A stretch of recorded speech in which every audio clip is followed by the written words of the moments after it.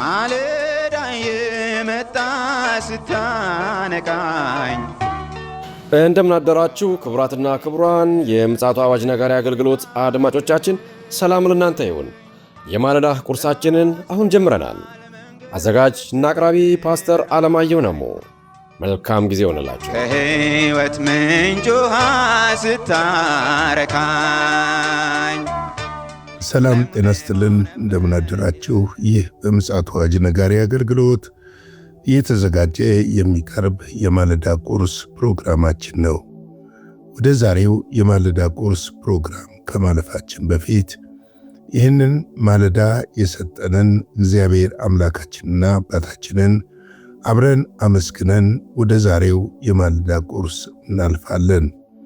የዘላለም አምላክ እግዚአብሔር ሆይ በምሕረትና በቸርነትህ በርኅራኄህና በጸጋህ በኃይልህና በታላቅነትህ በክብርህና ታላቅ ሆነ ለዘላለም ያለ የተፈራ የተከበርክ አምላክና አባት የፍጥረት ሁሉ ባለቤት የሆንክ እነሆ ደግሞ ይህንን ማለዳ በምሕረትና በቸርነት ስለሰጠህን በኢየሱስ ክርስቶስ ስም እናመሰግንሃለን። ክብርን፣ ምስጋናን፣ አምልኮና ስግደትን እናመጣልሃለን። አንተ ታላቅና ኃያል ብርቱ ጌታና አምላክ ነህና ክብር ምስጋና ለአንተ ይሁን። ስለ ርኅራኄህ፣ ስለ በጎነትህ፣ ስለ መልካምነትህ፣ ስለ ቸርነትህ ሁልጊዜ አምልኮ ምስጋናና ስግደት ልትቀበል ይገባሃልና በዚህ ማለዳ ደግሞ አምልኮና ምስጋናን ስግደትንና ክብርን ለታላቁ ስምህ እናመጣለን። እግዚአብሔር ሆይ ስላረክልን በጎነት፣ ስላረክልን መልካምነት፣ ስላደረክልን ቸርነት ሁሉ እናመሰግንሃለን። እነሆ ደግሞ በዚህ በዘመን መጨረሻ ላይ ቤተ ክርስቲያንን ትቀሰቅሳት ዘንድ እግዚአብሔር ሆይ የቤተ ክርስቲያን መሪዎችን ታነቃ ዘንድ ለትውልድ ማረፍ ምክንያት የሆኑ ዘንድ እግዚአብሔር ሆይ እነሆ የወንጌልን ሥራ ይሰሩ ዘንድ ከተያዙበት ነገር ይፈቱ ዘንድ ይለቀቁ ዘንድ ወደ ማስተዋላቸው ይመለሱ ዘንድ በኢየሱስ ስም እንጸልያለን። ለሚጠፋው ትውልድ ተራራ ዘንድ አባት ሆይ ጌታ ሆይ ወንጌል በኃይልና በሥልጣን ይሰበክ ዘንድ እግዚአብሔር ሆይ ወዳልደረሰበት መልእክተኞችህን ትልክ ዘንድ በጨለማ ላሉት ብርሃን ይሆን ዘንድ ቤተ ክርስቲያን ተልኮዋን የተሰጣትን የወንጌል አደራ ትወጣ ዘንድ ታስታውስ ዘንድ በኢየሱስ ስም እንድታነቃት እንጠይቃለን። እናንት የምትተኙ ንቁ፣ ከሙታንም መካከል ተነሱ፣ ክርስቶስም ያበራላችኋል ተብሎ እንደተጻፈ በሙታን መካከል ተኝተን እንዳንገኝ፣ በሙታን መካከል እግዚአብሔር ሆይ ዓይናችን ተሸፍኖ ዕውርነት ይዞን ጨለማ ውስጥ ተጋርደን እንዳንገኝ ከተኛንበት የሚያነቃ የመንፈስ ቅዱስ እሳትና ኃይል እንዲመጣ በኢየሱስ ክርስቶስ ስም እጠይቃለሁ። ይህን ስለምታደርግ በጌታ በኢየሱስ ስም አመሰግናለሁ። ደግሞ በዚህ ማለዳ ቃልህን ባርክልን፣ አስተምረን። የቃልህ መንፈስና ኃይል ስልጣን በሕይወታችን እንዲሠራ ደግሞ በነገር ሁሉ እንድታግዘን በኢየሱስ ክርስቶስ ስም እንጠይቃለን። ሁሉ ለስምህ ክብር ይሁን። ቃልህን ባርክልን። ቀሪውን ጊዜ ሁሉ ተረከብ። ከእኛ ጋር ስላለህ እናመሰግንሃለን። በኢየሱስ ጌታ ድንቅ ስም አሜን። እንግዲህ እየተመለከትን ያለነው አንደኛ ተሰሎንቄ ምዕራፍ 2 ነው። በትናንትናው ዕለት ቁጥር 14 ነበር የተመለከትነውና ጳውሎስ የሁለቱን ቤተ ክርስቲያን የይሁዳና የተሰሎንቄ ክርስቲያኖች የገጠማቸውን በወንጌል ምክንያት የደረሰባቸውን ስደትና መከራ እያነጻጸረ እነሱም ደግሞ ይህን መከራ ከሀገራቸው ሰዎች በመቀበላቸው የወንጌል ማህበሮች የተመሳሰለ ነገር እንዳላቸውና እውነተኛ ወንጌል ሲሰበክ ደግሞ እንዲህ አይነት ነገሮች በሕይወታቸው ሊገጥማቸው እንዲህ አይነት ፈተናዎች ሊያጋጥሙ እንደሚችሉ እየተናገረ ነበር። ያንን ሐሳብ ነበር እየተረዳን እየተመለከትን እየነበር ነው። እንግዲህ ወንጌል በዘመናት ሁሉ የተፈተነበትና ብዙዎችን ደግሞ ሕይወታቸውን ስለ ወንጌል አሳልፈው የሰጡበት እንደሆነ ልናውቅ ያስፈልጋል። አልጋ ባልጋ የሆነ ወንጌል የለም። እውነተኛ ወንጌል ሲሰበክ ከቤት፣ ከሰፈር፣ ከአካባቢ፣ ከከተማ፣ ከሀገር ተቃውሞና ስደት ሊገጥመን ይችላል።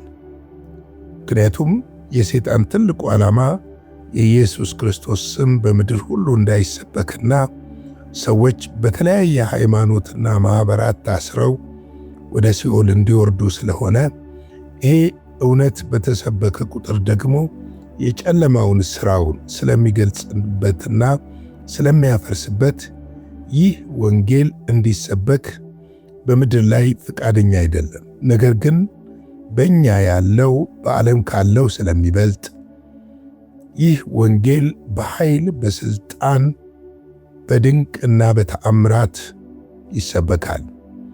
በተለይም አሁን ላይ የመጨረሻውን ዝናብ የምትጠባበቀው ቤተ ክርስቲያን በዓለም ዙሪያ ደግሞ እነዚህ ምልክቶች እየታዩ ባሉበት ሰዓት ክርስቶስ ኢየሱስ ምጽአት ከመቃረቡ በፊት ከመምጣቱ በፊት ወንጌል ከፀሐይ መውጫ እስከ ፀሐይ መጥለቂያ ከሰሜን እስከ ደቡብ በመላ ዓለም እንደሚሰበክ የእግዚአብሔር ቃል እንደተናገረ ሁሉ ይህ ወንጌል አሁን ላይ በመላው ዓለም እየተሰበከ ይገኛል።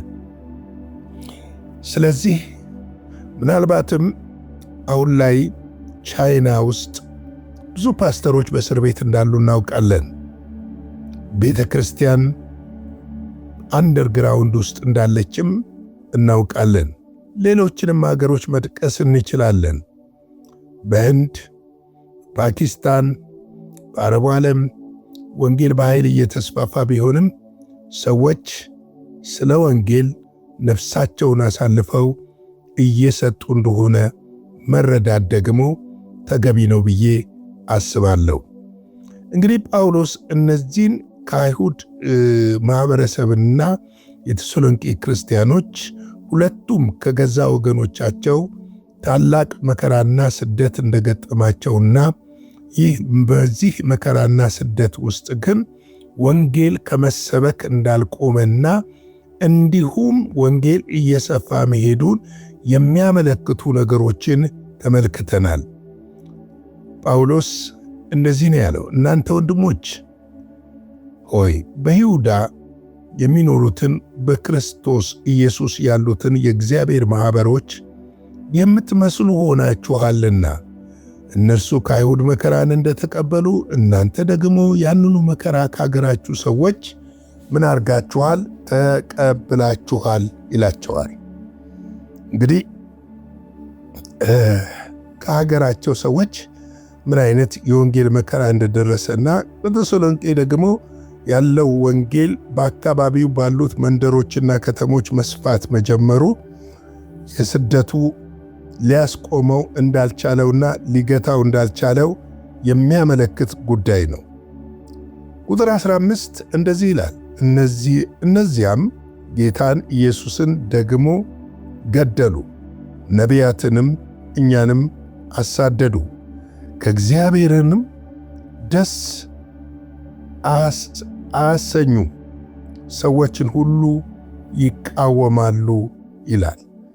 እንግዲህ ምንድነው እነዚህ በይሁዳ የነበሩት እንዴት ክርስቶስን እንደገደሉት እንደሰቀሉትና ነቢያቶችንም እንዴት እንዳሳደዱ ከዛም ባሻገር ደግሞ እነሱንም ራሱን ሐዋርያው ጳውሎስንም እንዴት እንዳሳደዷቸው ሐዋርያቱንም እንዴት እንዳሳደዱ እንመለከታለን።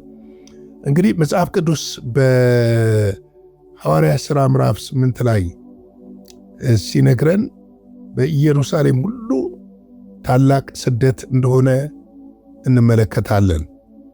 በተለይም ከ6 ጀምሮ ስንመለከተው ሐዋርያት ዲያቆናትን ከሾሙላቸው በኋላ ምንድነው የተመለከትነው በዛ ክፍል ብለን ስናይ እስጢፋኖስ ወጥቶ በመስበኩ ከእስጢፋኖስ ሞት በኋላ ታላቅ መከራ እንደሆነ እናያለን። ይህም ታላቅ መከራ በኢየሩሳሌም የሚኖሩ ክርስቲያኖች በሙሉ በምድር ዙሪያ እንዲበተኑና ወንጌል እንዲሰበክ፣ በዚህም ምክንያት በተሰሎንቄ ያሉ ክርስቲያኖችም ይህንን ወንጌል እንደሰሙ እንመለከታለን። ጳውሎስንም ራሱ ከኢየሩሳሌም እንዴት እንዳሳደዱት የምናውቀው ጉዳይ ነው። እንግዲህ የእግዚአብሔር ቃል እውነት ስንናገር፣ ለእውነት ስንኖር፣ ከእውነት ጋር ስንጣበቅ ዓለም አልተገባችንምና ብዙዎቻችንን ወይም ብዙውን ሊያሳድዱ የተለያየ ነገሮች ሊገጥሙን ይችላሉ። ምክንያቱም የወንጌል እውነቱ ይሄ ስለሆነ ነው። ወንጌል እውነት ስንሰብክ ማህበረሰቡ እያጨበጨበ ይቀበለናል ብለን የምናስብ ከሆነ በጣም ተሳስተናል። ምናልባት ይሄ ጥያቄ ሊያጭርባችሁ ይችላል። ዛሬው እየሰበክን አይደለ ወይ? ምን ደረሰብን? መቼ ምን ገጠመን ልትሉ ትችላላችሁ። በጥቂት ጊዜ እንኳን በእኔና በእናንተ ዕድሜ በጅማ ክርስቲያኖች ላይ የደረሰውን ስደት፣ በአርሲና በባሌ የነበረውን ስደት፣ በጎጃም በጎንደር የነበረውን ስደት፣ በትግራይ ገጥሞ የነበረውን ቀላል ምሳሌ አድርገን ማሳየት እንችላለን። አሁንም እውነተኛ ወንጌል በሚሰበክበት ቦታ ላይ የጨለማው ሥራ ስለሚገለጥበትና የእግዚአብሔር ብርሃን በኃይልና በሥልጣን ስለሚበራ ያ ብርሃን ደግሞ የአጋንንትን መንግሥት ስለሚያፈርሰውና ብዙዎች ከታሰሩበት ከጨለማ ስለሚፈቱ ይህ ወንጌል በኃይልና በሥልጣን በሚሰበክባቸው ቦታዎች ላይ ስደቶች በየገጠሩ በተለያየ ቦታ እንዳለ ልናውቅ ያስፈልጋል። ቀላል ነው ማለት አይደለም። ወንጌል በስደት ውስጥ፣ በመከራ ውስጥ፣ በጭንቅ ውስጥ እያሸነፈ ድል እየነሳ የሚሄድ እንደሆነ እንመለከታለን። እንግዲህ ከወንጌል ባህሪ አንዱ ነው። ከደስታው ብቻ ሳይሆን መጽሐፍ ቅዱሳችን ከመከራውም ተካፋዮች እንደምንሆን ይናገራልና። አልቋል፣ ደቋል፣ ከዚህ በኋላ እንዲህ አይነት ነገር የለም የሚሉ አስተምህሮቶች በሙሉ አጋንንታዊ አስተምህሮቶች ናቸው። ብርሃን ጨለማን እያሸነፈ በሚሄድ ቁጥር የጨለማው ማህበረሰብና ሰራተኛ አርፎ ይተኛል ማለትም እንዳልሆነም ልንረዳ ያስፈልጋል። ለዚህ ነው ጌታ ኢየሱስን ገለውታል፣ ነቢያቶችን አሳደዋል፣ እግዚአብሔር ደስ አያሰኙ ሰዎችን ሁሉ ምን ያደርጋሉ አለ ጳውሎስ? ይቃወማሉ አለ። ወንጌልን የሚናገሩትን በሙሉ ምን ያደርጋሉ? ይቃወማሉ። በዛ ውስጥ ግን ድልና ማሸነፍ እንዳለ ልናውቅ፣ ልንረዳ፣ ልንገነዘብ ያስፈልጋል። እንግዲህ ክርስትና ይህ ነው። እውነተኛው ሕይወት እውነተኛ የሆነ ልምምድን ይዞ ይመጣል።